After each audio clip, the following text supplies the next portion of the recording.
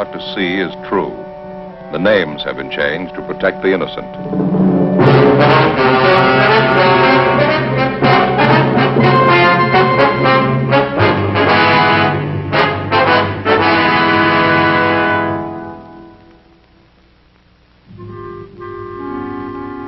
This is the city.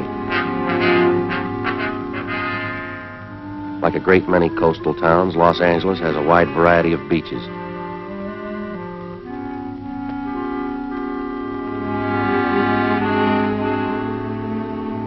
This is Long Beach, California. Like you, when I get a day off, I go here too. I'm a cop. It was Wednesday, March 18th. We were working the day watch out of Robbery Division. My partner's Frank Smith. The boss is Captain Harry Didion. My name's Friday. We'd gotten a report that a hold-up man we'd been after for months had been located. The report said he was armed. We knew he was dangerous. We had to get him.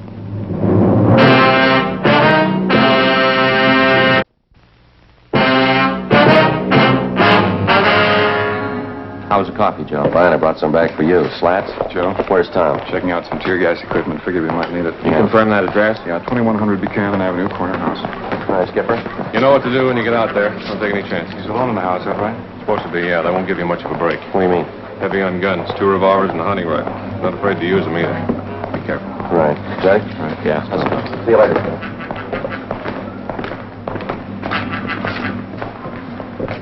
Well, it's a long haul, huh? Hope this washes it up. Hunting rifle and 2 revolvers. What do you think, Joe? 18 robberies in 3 months. You know the guy as well as I do. Yeah. What's your guess? His name was Hoffman, George R. In our files, his criminal record dated back to high school days. Petty theft, grand theft auto, burglary, armed robbery. His record included 2 terms at Preston School of Industry and 1 at San Quentin. Hoffman's latest campaign was a 3-month run of armed robberies. We tried everything we knew to stop him, but it wasn't enough. We'd failed to get a line on him until one of Captain Didion's informants came up with a tip that Hoffman had been hiding out for the past month in a small bungalow on the corner of Buchanan Avenue and Selma Street. According to the information, the suspect had a good supply of food, ammunition, and 3 guns. 10:15 p.m. Together with Sergeants Tom Gaffney and Slats Henry, Frank and I parked our car down the street and started toward the house. As we approached the house, we could see a light burning in one of the front rooms.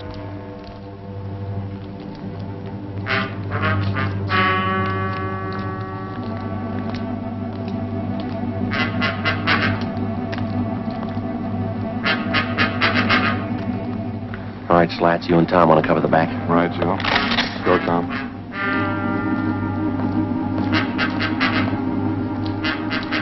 All set, Joe? Yeah, let's go. Joe. Front window. Yeah.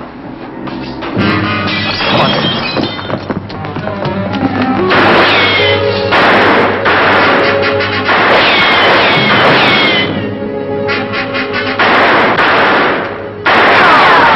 All right, Hoffman, come on out of there. Give it up. What do you think, Joe? I don't know. We got to get him out of there. Hoffman! What do you want, Tom? I'm telling you, throw those guns out and you follow them. I ain't coming out. You try coming in, I'll blow your head off. I ain't coming out. All right, lob one in there.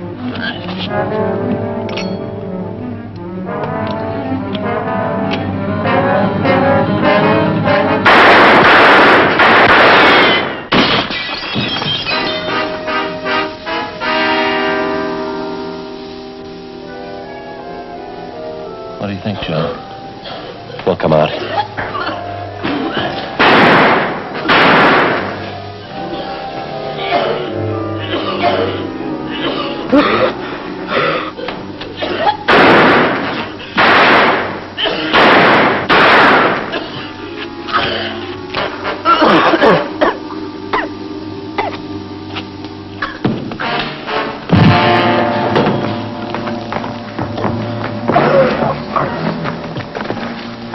All right, come on, Hopper. On your feet. Come on, get up.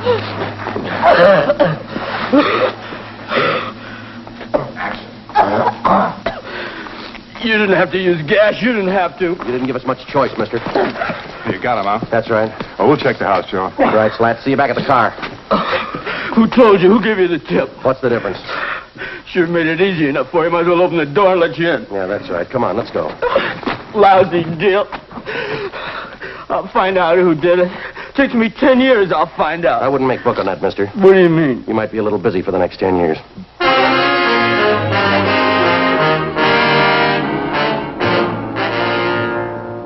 George Hoffman was taken downtown and booked on suspicion of robbery. At a special show-up, he was identified by more than a dozen of his robbery victims. Between his arraignments and his preliminary hearings, we worked together with the district attorney's office in lining up witnesses and preparing the evidence against the suspect. We figured we had an airtight case. Hoffman's trial in Superior Court was set for May 14th.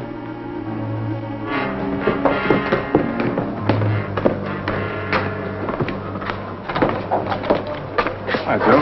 Oh, hi, Slats. What's doing? Still arraigning Hoffman? Yeah. What happened to your eye? How about that? I'll never live it down. Let me see.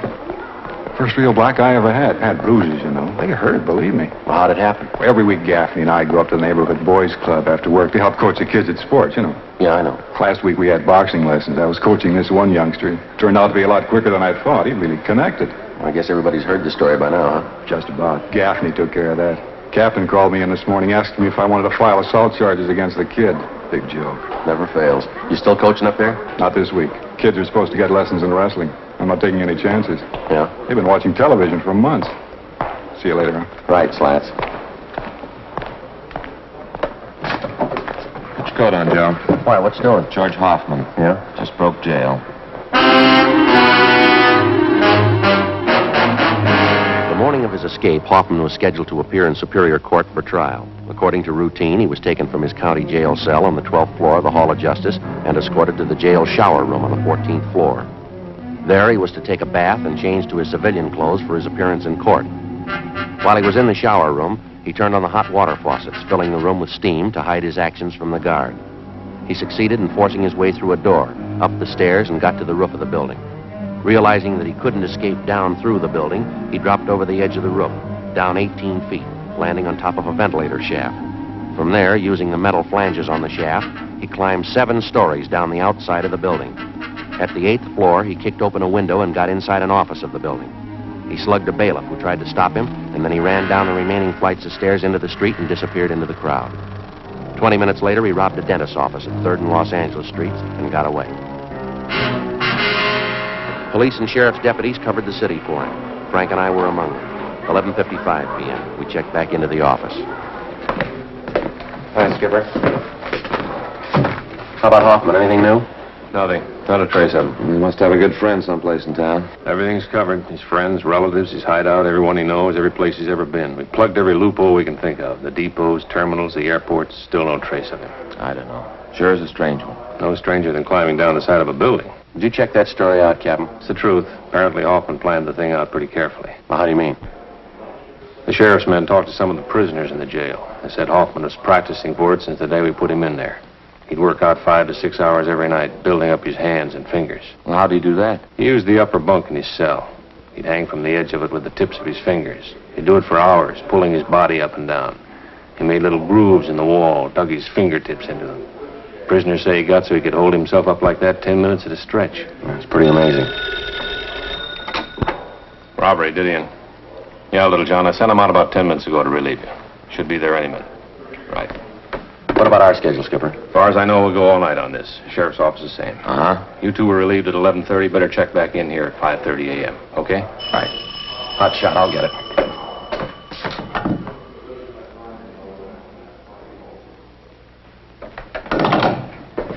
What is it? Drugstore holdup. They think it was Hoffman.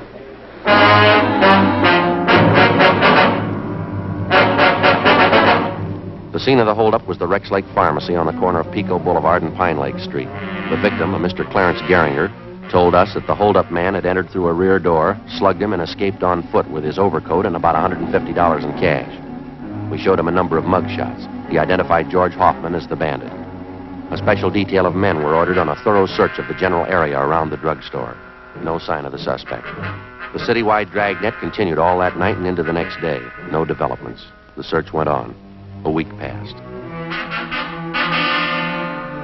At 10 p.m. on the day Hoffman was scheduled to be tried in Superior Court, he beat up and robbed a 40-year-old liquor salesman in the Highland Park area. Again, he made good his escape. Routine investigation failed to turn up a thing. We continued to check out every possible lead.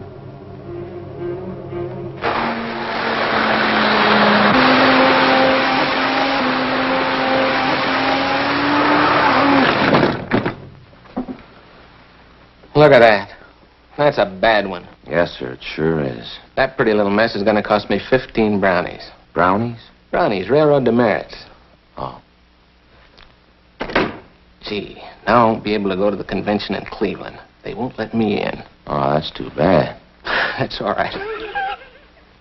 I ain't got the money to go anyhow. Yes, sir. Now, this fellow you say you saw last night, Townsend, are you sure it was Hoffman? You betcha. I saw his picture in the paper when he climbed down and escaped. I don't say I'm positive it was him, but I'm dandy on faces. Maybe the whole system was out of kilter. Oh, there's a good reason for it, of course. The whole railroad just needs a complete overhauling. Way overdue. Wonder if you'd mind checking through these pictures, Mr. Townsend. Well, not at all.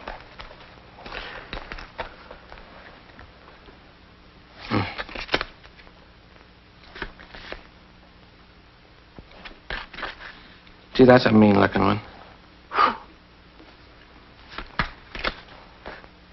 Well, that looks like Harvey, the president of our railroad club. Which isn't, though.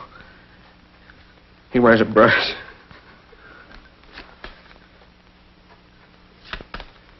That's the one. That's him. Am I right? Yes, sir, that's Hoffman. Do you happen to know where he's staying? Yes, an auto court on Royal Oaks Avenue. He's been there for a month. Say, Sergeant, if you find out it really is this Hoffman, don't tell Mrs. Cox at the auto court. It'd just break her heart. That's so? She's sort of an amateur detective. She thinks she knows faces better than I do.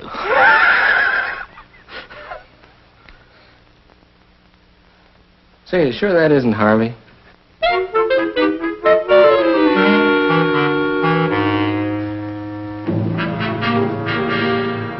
After we left Roy Townsend, we called the office and filled them in. Captain Didion called Pasadena and notified them. Then we drove out to the auto court in which the suspect was reportedly seen. Yes, you want something? Yes, ma'am. You Miss Cox? Yeah, I'm the manager here. If you want lodgings, we're all filled up. You might try the Golden Eagle straight down the street there. We're police officers, Mrs. Cox. Could you hold that up a little closer? Yes, ma'am. Oh, yeah. Do you have a man named Hoffman staying here? Hoffman? No, I don't. Got a Hoffmeyer, though. Sure that's not it? Wonder if you'd look at this picture, please. Could you hold that a little closer, please? Yes, ma'am. Could you get a little closer? Well, I'm afraid not, ma'am. Oh, could you step out here, do you suppose? Thank you. Do you recognize him? Yeah, but his name's not Hoffman. It's King. Number 23. He's not in, though. Left about an hour ago. That's so? Yeah. I guess he won't be back for another hour.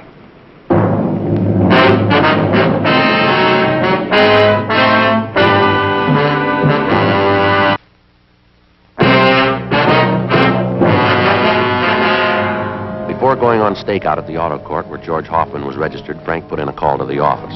The owner of the court, Mrs. Cox, gave us a pass key to cottage number 23 where the suspect was staying. We advised her to say nothing to Hoffman when he returned. We went to cottage 23 and we waited. An hour passed.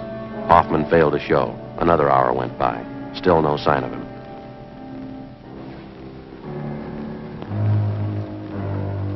What do you think, Joe? I don't know. Way overdue. You think he might have been tipped? I don't see how. Miss Cox is the only one that knows we're here. No, she wouldn't have any reason to tip him. All his stuff's here, all his clothes. Yeah, well, relax. We've had longer waits than this. Yeah. Joe? Yeah. You see who it is? Yeah, it's a man coming from next door. All right.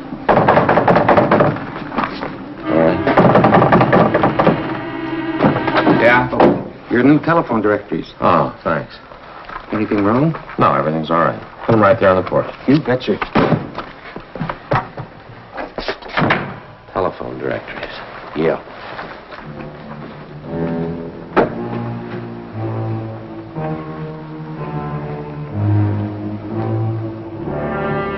We checked with the office. No word. At 5:30, we were still waiting. You know, I was just thinking, Joe. Yeah?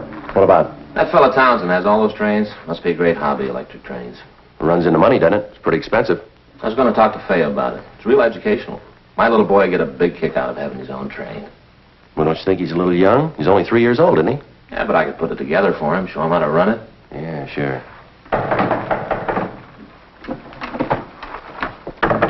Officers, it's me, Mrs. Cox. Oh, my. Oh, I'm sorry, Miss Cox.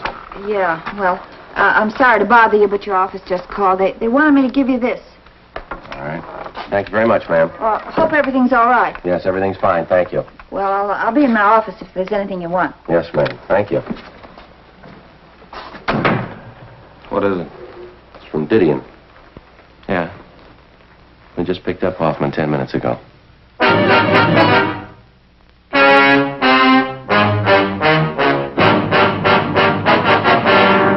The suspect, George Hoffman, was taken back to Los Angeles and lodged in the county jail. This time, there was no escape.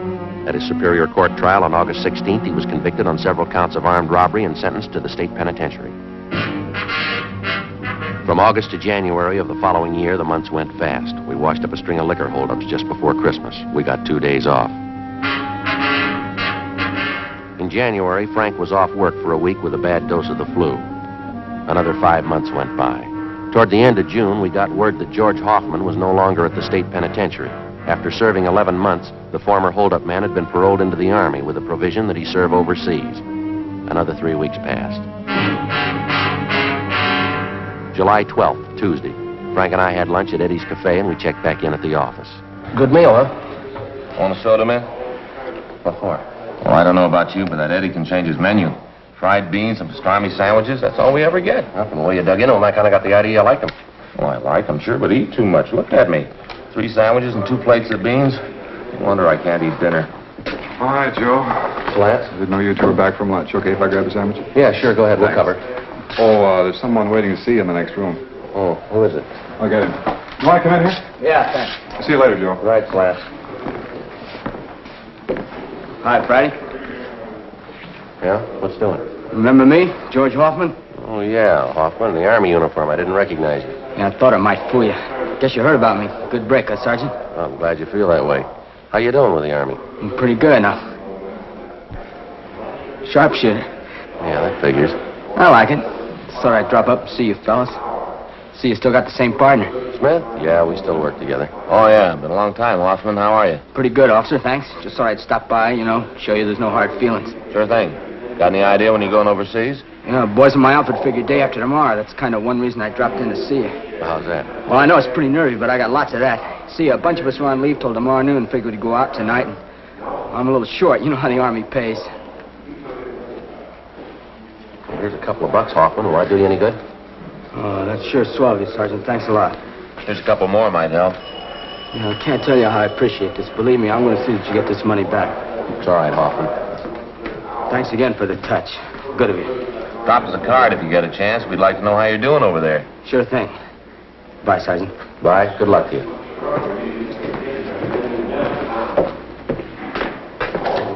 Thanks again for the money. Don't mention it.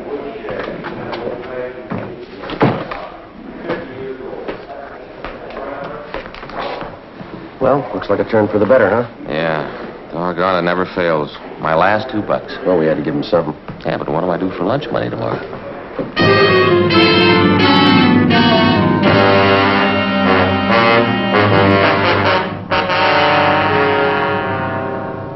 $2 p.m. We drove out to the Wilshire district to interview a victim of a recent drugstore holdup. 4 p.m. We brought him back downtown and took his statement. 4:30 p.m. Friday? Smith? Hi, Skipper. Henry says that ex-con George Hoffman was in today and you talked to him. Yeah, that's right. Have a look. The MP's just left. Well, your $2 went for nothing, Frank. Hoffman's wanted. Huh? He just broke out of Army prison this morning. Together with the Army authorities, local officers joined in the citywide search for Hoffman. At 10 o'clock that night, a food market at Santa Fe and Rialto was robbed and the proprietor was beaten.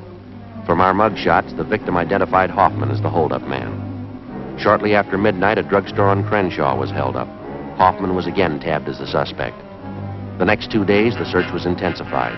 No leads. 2 more days went by. Late Saturday morning, we got a call from an ex-convict who told us that Hoffman had contacted him. Hoffman said he wanted to see him. The informant went on to say that Hoffman had told him he would be at the LCD Tool and Die Works that afternoon. 12:43 p.m., Frank and I drove out to the factory. It was a large brick building on the corner of Chandler Boulevard and Verdugo out in the valley. We talked to our informant, Charles Kilgore. Like I told you on the phone. George called and said that he had to see me. He say what it was about? No, just that it was important. He said he'd call back and confirm it, and it's about that time now. Have you got any idea what it's about? Not the slightest. How is it you know Hoffman? I've known him for years, ever since high school. He's a nice enough guy, but a little impressed with himself, maybe. Well, if he's in trouble, why would he call you? I don't know. We got along pretty good in school. Maybe he figures I can help him out of whatever beef he's in. What time did he say he'd be here? He said he'd call me back and let me know. Just said that he wanted to see me, that's all. I said I didn't want to see him. I didn't want to get mixed up in anything. I know he's had some trouble with the law. Yeah? He said I was in it whether I like it or not, and he wanted to know if I was going to be alone here this afternoon. I said yes. Yeah. I got to thinking about it, decided to call you. Excuse me. LCD Tool and Die Company, Kilgore speaking. Yes? Yeah, George. Uh-huh. Sure, how soon? Okay. It's 107, right on the main floor. Come in the first street entrance, right down the hall. Okay, I'll see you then. Hoffman. Yeah? He'll be here in 20 minutes. We asked Kilgore to check with the building maintenance staff and have the halls kept clear of people for the next 45 minutes. 1:24 p.m. We talked to Sergeants Gaffney and Henry. They left to cover the rear of the building. Cars in the area had been alerted, and a description of Hoffman had been broadcast to all units. In the event they saw Hoffman, they were to keep him under surveillance, but not to attempt to apprehend him. We waited. 1:30 p.m.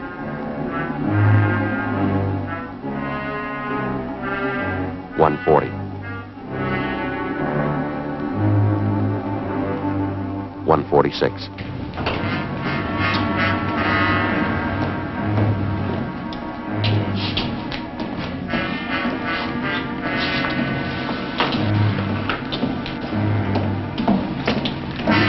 All right, hold it up, Hoffman.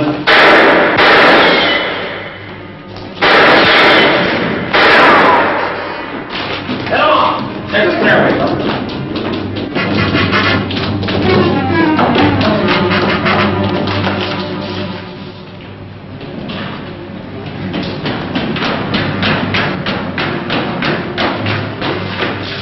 I'll head him off this way, Joe. All right, Slats, careful.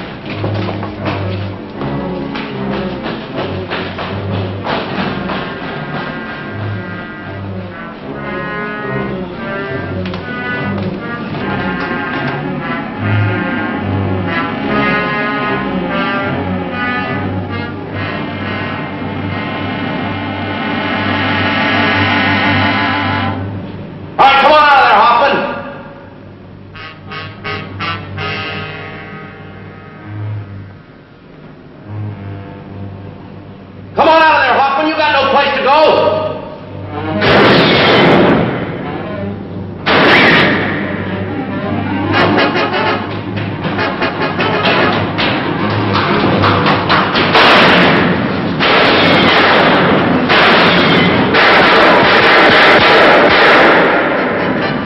Don't get him on him, kid! Throw that gun out here.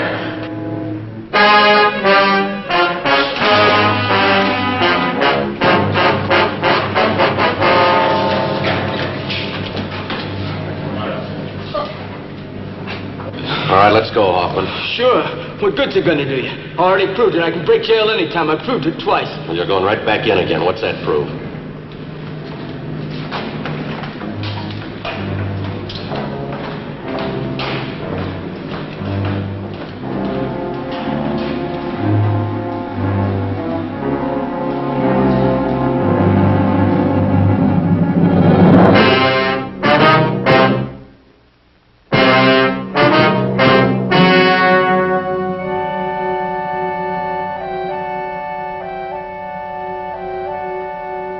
On October 8th, trial was held in Department 89, Superior Court of the State of California, in and for the County of Los Angeles. In a moment, the results of that trial.